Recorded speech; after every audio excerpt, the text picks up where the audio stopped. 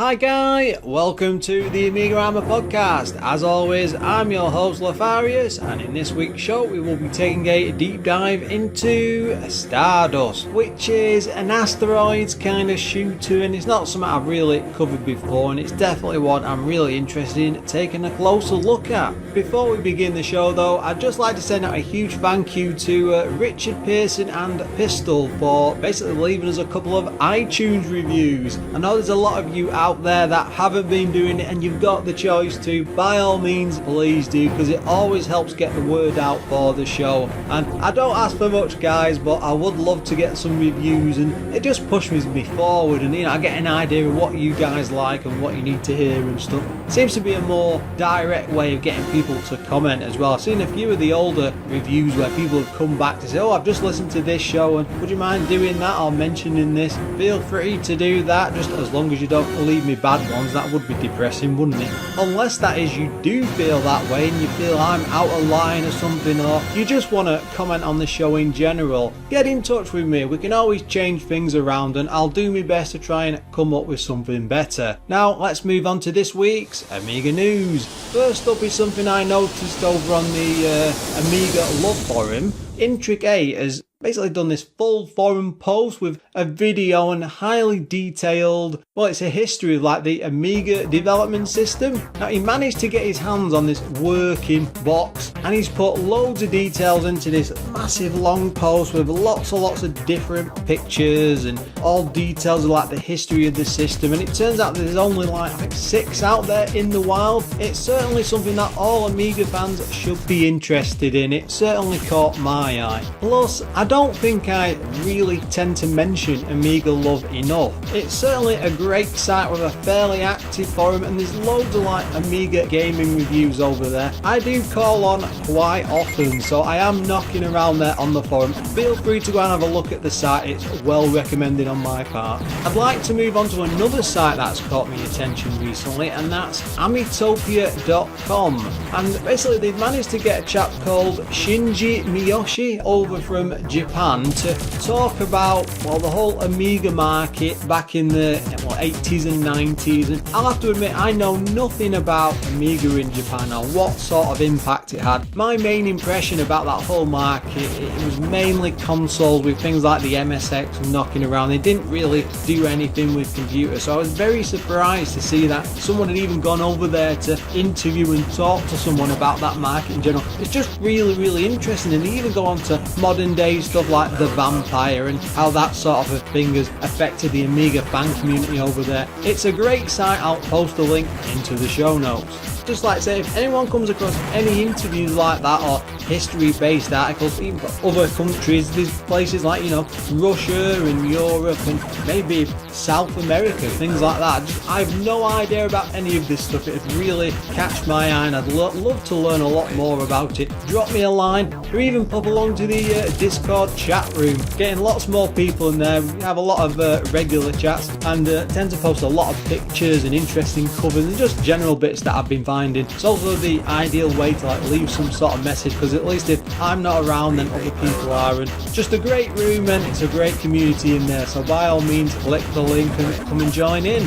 In more Amiga gaming news now, I did discover a clone of Activision's River Raid, which I think came out around 1982. That's just a few years after I was born. Now Alpha One over on the EAB boards was taking part in a development competition on the forum over there. Turns out that it's only 128 kilobytes in size, and it runs practically on any Amiga, even from a hard drive. From the footage of it over on Indie Retro News, it seems to be really silky smooth and runs at a fairly fast pace. Think of it as like an improved version of the 2600 Classic, and it's definitely one I think should be on everyone's download list, just because he's done such a fantastic job with the graphics, and from all the comments and stuff, it seems to be a lot of fun to play. I need to try it myself, really, don't I? That's it for this week's Amiga news, so let's move over to this week's game.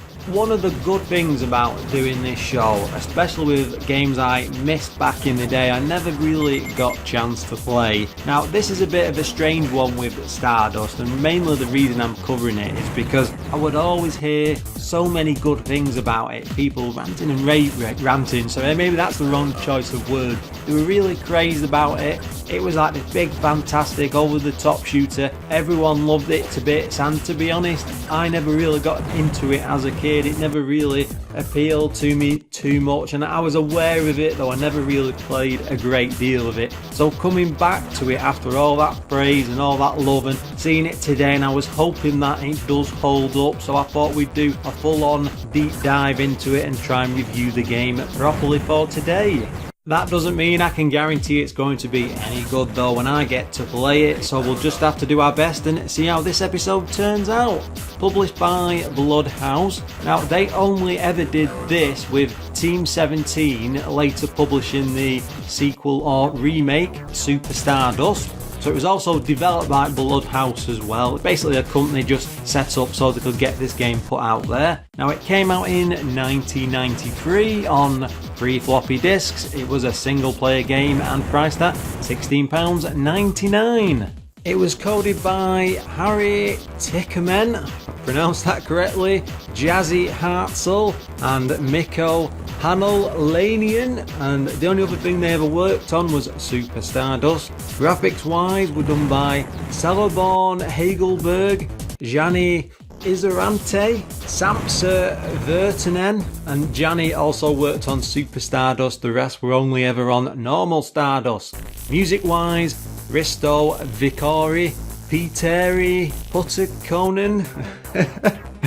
Again, both worked on Super Stardust. I always do my best to try and dig into these games as deeply as possible. On a lot of occasions I'm quite lucky because there's lots of different interviews and articles, but weirdly with Stardust, beside it being so popular and so well liked, I could only find one developer interview, so we've just had to get as much info from that as possible.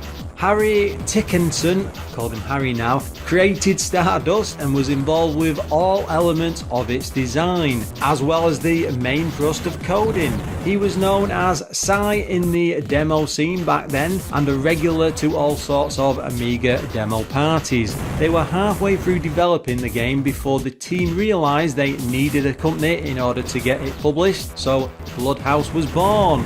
It turns out that Harry was an admirer of Asteroids gameplay, the arcade game, and Stardust soon followed its style in the early development stages. Over time, he began to try different ideas and seeing as well if they could work. He would code them straight into the game engine and tend to play it and then keep it if it worked, otherwise they were just dropped. In an interview, he said that gameplay always came first, and he was always struggling to keep the game looking as good as it was whilst maintaining the speed and fun play style that he designed. One of the game's best looking sections was the warp tunnel called the Tunnel of Love. That's a fast-paced moving 3D tunnel that reminds me of something out of a 3DO game. No one at the time could actually figure out how it was made. You know, it was so impressive a feat that it wasn't until Andrew Braybrook from Graph Gold wrote about it over in The One magazine. He said that Bloodhouse had created a series of animated images which are 2x2 screens big, and by cycling through the images it looks like a moving tunnel. Harry actually says it was just a simple trick but very effective for the time. Now, he also mentioned that he thought the game was too hard when he returned to it to play it many years later, but he puts this down to them not realising as they were constantly playing it, you know, testing it all the time, so for them it wasn't that much of a difficult game. It all seemed to work though, as Stardust sold extremely well, enough to gain a sequel and interest from Team 17, and that itself went on to sell even more. Impressively, that came out whilst the whole Amiga market was dying and everyone was switching over to PC, so it's still a standout title and still managed to sell to an absolute pile of people. So It really must have been something special. Now, this was ported over to the Atari STE and then later on to the PC in 1995. That's a bit depressing really, because I would have really liked to have seen one of the consoles' takes on this, because I think the SNES in particular with the whole Mode 7 thing could probably have done something more interesting with the Tunnel of Love, maybe have it turning and moving in more shapes around than the Amiga could have managed. I don't know, I'm just talking fluff. Professor Chalmond, the evil and probably the most twisted professor ever, is about to enslave the local galaxy and harm the Princess Voy Levi. His evil agents disguised as meteors are spreading everywhere in an attempt to wipe out the resistance. Having found out his evil plans, you designed and constructed a heavily armed spaceship, which should be more than enough to take care of the Professor and his agents. Now, only you can raise order from this chaos and destruction. First of all, I have to mention that the story is shown in this Star Wars style scroll against a star field in gorgeous bright yellow text followed by this 3D ship flying towards the camera. I had to mention that because it really made me chuckle, and I'm sure any Star Wars fan will love what they've managed to do there right from the start. Though it's a bit of a nonsense story, it sets the bar perfectly for what's about to follow. On first loading the game, a war map is shown right before you jump into the action, which lets you select any single mission out of 6 I believe at first. Lives are displayed down the left side of the screen when you actually get in there, with lives just above them, and off to the right is a timer which changes depending on the level, as well as an energy and shield bar. Once the energy runs out you explode, but the shield can be used to prevent just that. Your ship is presented as a white and silver craft with its orange wing tips and it's sort of a glass cover. It seems to glisten as you move around the screen, and it's a very impressive effect as you start blasting your bullets at the asteroids. The background shows off this big blue space swirl of what I think is meant to be space itself, and a third of a planet is off in the lower right of the screen with a bright purple and this blue stream going down the middle. There's even a pulsing crater on its surface that tends to move every so often, which gives you the impression of this like living, breathing planet. It's a single screen shoot 'em up where if you float off any edge of the screen you'll just come out on the opposite side, and it's easy to see where its asteroid influences came from. For a shooter, of course, the controls need to be highly accurate and very easy to use. Straight away, Asteroids excels where a lot of other games might fail. You can turn the ship in any direction, then press up to use its thrusters. It's very Asteroids-like with the same sort of momentum as you're often left floating along, until you spin in a different direction and then off you pop by using one of the thrusters. Pressing fire will shoot your current weapon and down will end up using your shield. Now this is limited in use but really can be a lifesaver when the action is getting really intense. It only lasts briefly and you have to press the button each time to use it, but it does bounce you off asteroids and other stuff in the surrounding area, so it's very handy to have.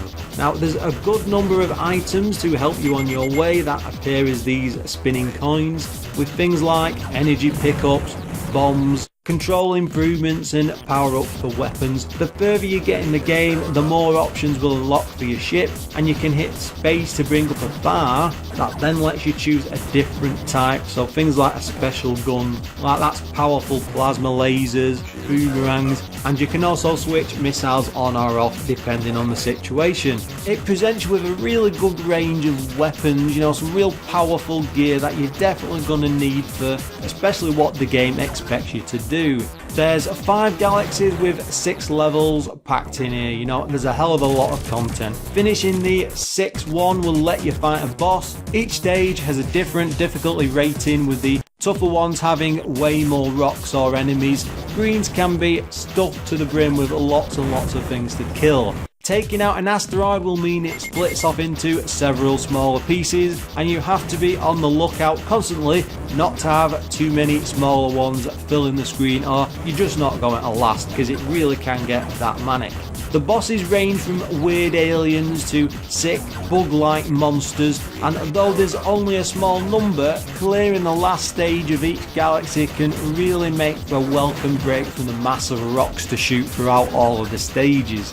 If you haven't gathered yet, the difficulty for this is off the chart. You have to keep an eye on everything that's happening on screen, as there's often so many large explosions, rocks and enemies flying around that it's easy to get lost in all of the madness. There's so many flashes of colour that I was on the edge of my seat for most of the playtime. I was really concentrating hard, just managing to slip past a few rocks, spin round and blast them all to pieces. Many a time the shield was flipped on to make a swift, safe flyby, but a lot of these really were by the skin of my teeth, and you will experience a lot of this because it really is a tough game. The look of all this is off the charts. Everything pops with gorgeous backgrounds and almost 3D-like graphics in some sections of the game.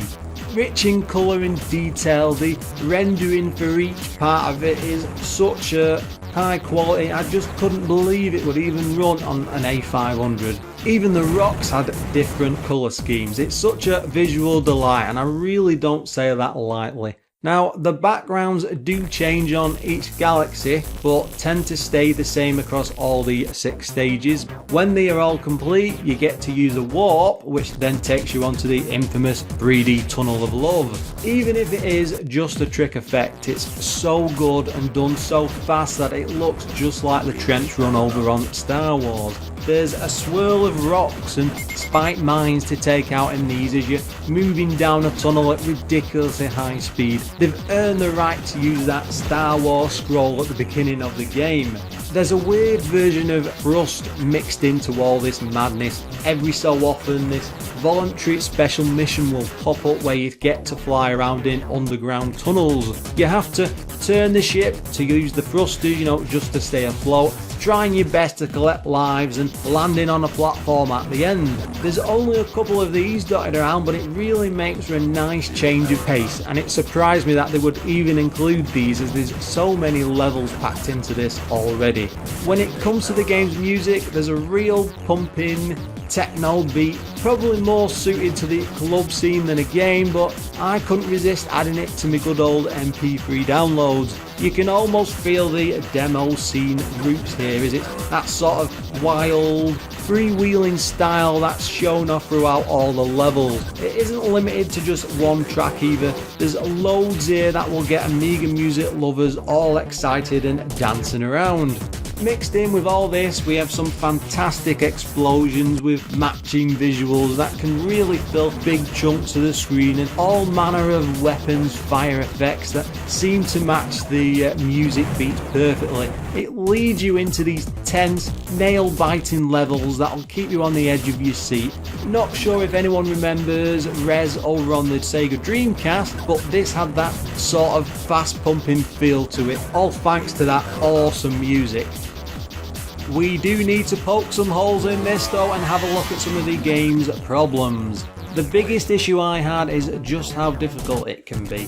The screen gets really hectic at times. I think I even struggled, with my super reflexes as a teen from what I can remember of trying this out. It's even worse going back with my nearly 40-year-old hands, and hoping to survive each of the stages. I'm just glad you can have up to 7 lives, because I'd be buggered without all of those. This has that strong Asteroids vibe in droves. So much so that I kept wishing it had Asteroids Ship Warp. In fact, I played that as much as a kid that I just kept having this urge to press a button, to use it in each of the stages. Granted, you have the shield, which is a bit different, but I'd like to be able to hop around the screens a bit at random. It added a whole extra edge to that game, though it would have been a bit too cheeky, I think, to stick that in this as well, because it'd probably been like copyright issues.